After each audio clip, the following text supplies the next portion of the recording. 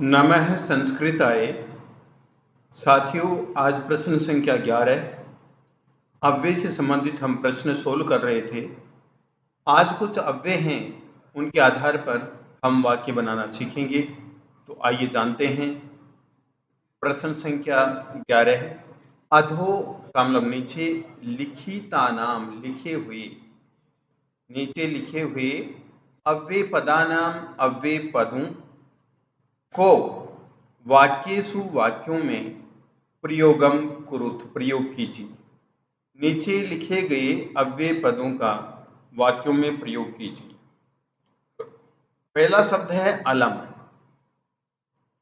अलम का प्रयोग किया जाता है नकारात्मक अर्थ में, नेगेटिव सेंस में प्रयोग किया जाता है, और एनफ पर्याप्त के अर्थ में भी इसका प्रयोग किया जाता है। अलम जब पहले आता है, वाक्य के प्रारंभ में अलम आता है, तो वाक्य के अंत में अलम के ठीक बाद में तृतीया विभक्ति का प्रयोग किया जाता है। अंत्य का मतलब अंदर, और इस अंत्य है से पहले षष्ठी विभक्ति का प्रयोग किया जाता है। बही मीन्स बाहर, बही से पहले पंचमी विभक्ति का प्रयोग किया जाता है। अधे मीन्स नीचे, इसके योग में भी षष्ठी विभक्ति का प्रयोग किया जाता है। अधे से पहले षष्ठी का प्रयोग किया जाएगा। और ऊपरी, इससे पहले भी षष्ठी का प्रयोग किया जाता है। उच्चई का मतलब जोर से, निश्चय का मतलब धीरे से, कदापि कभी भी, पुनः फिर, कदा कब। कदा का मतलब होता है कब, जहां पर समय से संबंधित कोई भी वाक्य होता है, वहां पर जहां भी समय दिया हुआ रहता है वहां पर कदा का प्रयोग किया जाता है। अब पहला प्रश्न है अलम। अब देखिए जो अलम है, अब इसका वाक्य प्रयोग देखिए। अलम का मतलब होता है बस, मत। अलम हसीतेन, अलम के बाद में तृतीया विभक्ति का प्रयोग किया गया है, तो अलम हसीतेन का मतलब मत हंसो। अलम मीन्स मत, हसीतेन मीन्स हंसो। नेक्स्ट है अंत्य। अंत्य का मतलब अंदर। भवन से भवन के, अंत्य अंदर। रमेश है रमेश, भवन के अंदर रमेश है, रमेश पढ़ती पढ़ता है। भवन के अंदर रमेश पढ़ता है, जो अंत्य है इससे पहले षष्ठी विभक्ति का प्रयोग किया जाता है।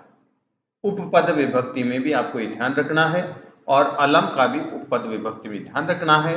जैसे अलम आता है उसके ठीक बाद में तृतीया विभक्ति का प्रयोग किया जाता है। नंबर 3 बही। बही का मतलब होता है बाहर। इस बही शब्द से पहले पंचमी विभक्ति का प्रयोग किया जाता है। देखिए, ग्रामात गांव से, बही बाहर, कूपे कुआ, अस्ति है, गांव से बाहर कुआ है, तो बही से पहले पंचमी का प्रयोग किया जाता है। ये देखिए, ग्रामात पंचमी विभक्ति एकवचन, जैसे बालकात, रामात, ऐसे। तो ग्रामात वही, गांव से बाहर, कूप है, कुआं, अस्ति है, गांव के बाहर कुआं। अधय, अधय का मतलब नीचे, इसके योग में भी षष्ठी विभक्ति का प्रयोग किया जाता है। ये अधय है, इससे पहले षष्ठी विभक्ति आएगी। वृक्ष से, वृक्ष के अधय नीचे, धेनु गाय तिष्ठति बैठी है, वृक्ष के नीचे गाय बैठी है।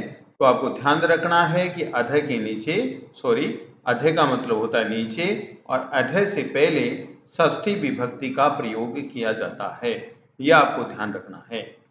ऊपरी के योग में भी षष्ठी विभक्ति का प्रयोग किया जाता है। यहां पर ऊपरी का मतलब होता है ऊपर, इसके ठीक पहले षष्ठी विभक्ति का प्रयोग किया जाएगा। षष्ठी विभक्ति यहाँ पर एक वचन भी हो सकती है, द्विवचन भी हो सकती है, और बहुवचन भी हो सकती है। जहां पर भी विभक्ति की बात की जा रही है वहां पर। वृक्ष से, वृक्ष के ऊपरी, ऊपर, वानरा बंदर संति है, वृक्ष के ऊपर बंदर है। ठीक है। अब नेक्स्ट है क्वेश्चन नंबर 6, से वह, उच्चई जोर से, उच्चई जोर से, ए हसत हंस रहा था। वह जोर से हंस रहा था। निश्चय का मतलब नीचे। यमुना नदी का नाम है। निश्चय नीचे। वहती मीन्स बहती है। यमुना नदी नीचे बहती है, अर्थात पानी की प्रवृत्ति होती है कि ऊपर से नीचे की ओर बहता है। कदापि कभी भी, कदापि कभी भी असत्यम झूठ न वदतु न बोले, कभी भी झूठ न बोले। अब देखिए नंबर 9, पुनः। पुनः का मतलब होता है फिर। स वह पुनः फिर हंसती हंसता है, वह फिर हंसता है। कदा मीन्स कब। त्वम तुम, अत्र यहां, तुम यहां, कदा कब, आगमिष्यसि आओगे, तुम यहां कब आओ। नेक्स्ट देखिए, त्रिपम ने, तृणम ने खादन अपि, खादन अपि जीवमान है।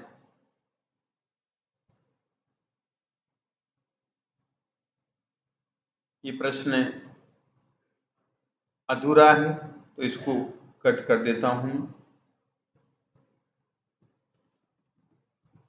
नेक्स्ट क्वेश्चन देखते हैं।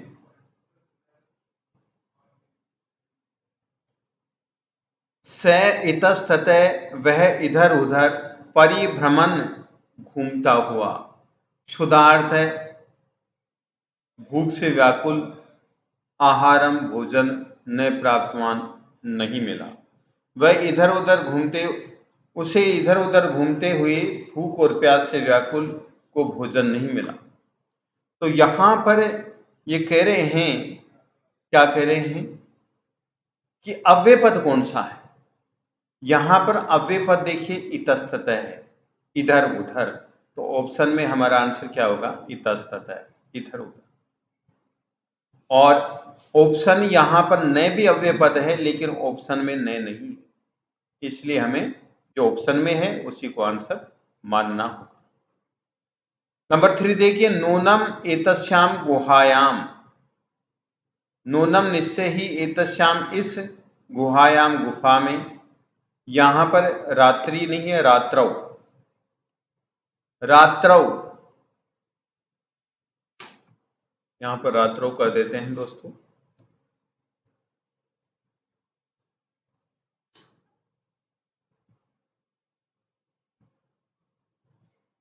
ये हो गया रात्रौ।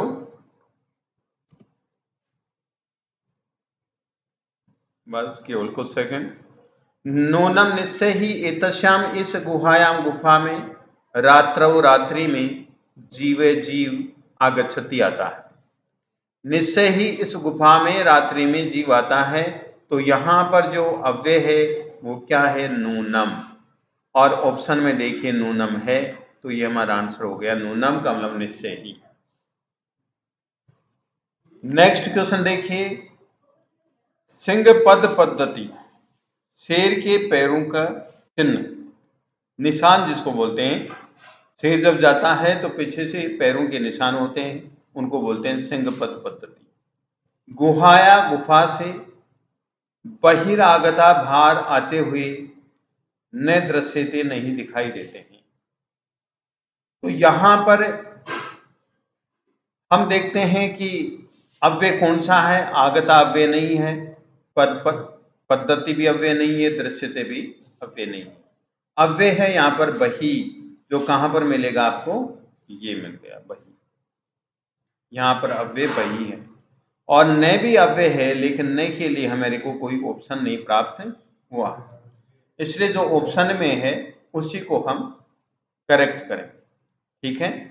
नेक्स्ट क्वेश्चन नंबर 5 देखिए, एवं विचिंत, इस प्रकार सोचकर, दूरस्थ है, दूर खड़ा, से उसने रवम आवाज कर्तुम करना आरब्धवान, प्रारंभ किया। इस प्रकार सोचकर दूर खड़े हुए उसने आवाज करना प्रारंभ किया।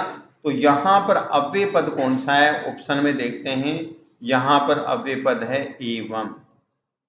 क्या है, एवं का मतलब इस प्रकार, अव्यय पद है एवं। ठीक है, जो ऑप्शन में है।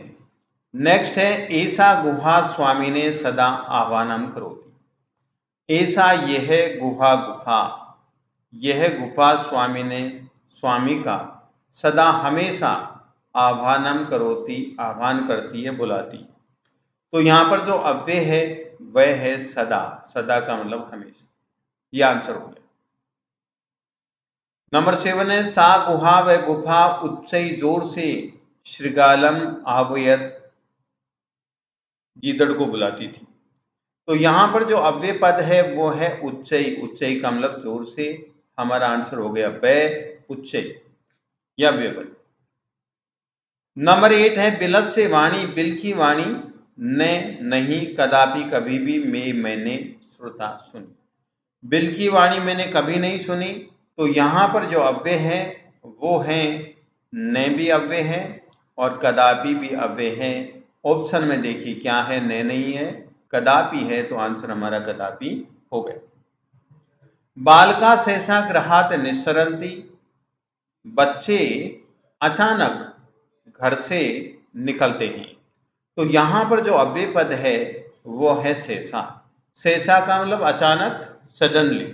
तो यहां पर ऑप्शन में भी हमारे पास में प्राप्त हुआ है सॉरी, गृहात आंसर रॉन्ग है। आंसर होगा हमारा सहसा।